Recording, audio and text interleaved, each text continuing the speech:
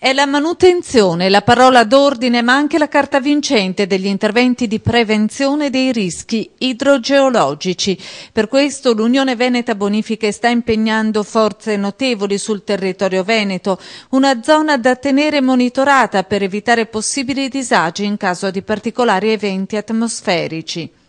La sicurezza idrogeologica del Veneto è straordinariamente importante, non solo alla luce degli eventi calamitosi dell'anno scorso e anche quelli di quest'anno, ma per mantenere in sicurezza un territorio altamente fragile come quello della nostra regione. Fragile perché un terzo del nostro Veneto è sotto il livello del mare e è soggetto a rischio inondazioni ed alluvioni. Quindi i consorzi di bonifica, che oggi sono enti che operano sul territorio e fanno della manutenzione, vogliono dare una risposta efficace e forte al territorio del Veneto, una manutenzione che viene sostenuta dai nostri consorziati, dai proprietari degli immobili e attraverso il loro contributo che danno al consorzio generano una mole di risorse che permettono ai consorzi di manutendere 18.000 km di canale ogni anno e fare opere impressionanti di manutenzione.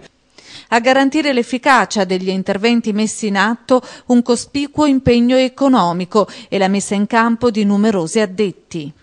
Il nostro impegno è sulla manutenzione partendo dal presupposto che manutenzione significa prevenzione e prevenzione significa risparmio economico successivo.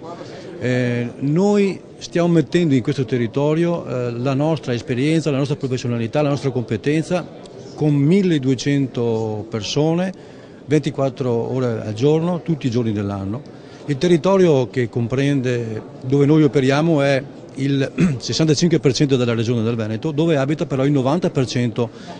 dei cittadini del Veneto. Investiamo 100 milioni di euro dei nostri contribuenti, non delle risorse finanziarie pubbliche, ma dei contribuenti proprietari di immobili, li investiamo ogni anno nel fare manutenzione sul territorio e le opere che noi svolgiamo sono appese ai muri di questo stand, sono straordinariamente importanti, vanno dalle pulizie degli argini, all'escavo degli argini, alla manutenzione degli argini stessi, alla messa in sicurezza del territorio e soprattutto in un rapporto con le aree urbane che oggi sono l'elemento più fragile nel tessuto del territorio.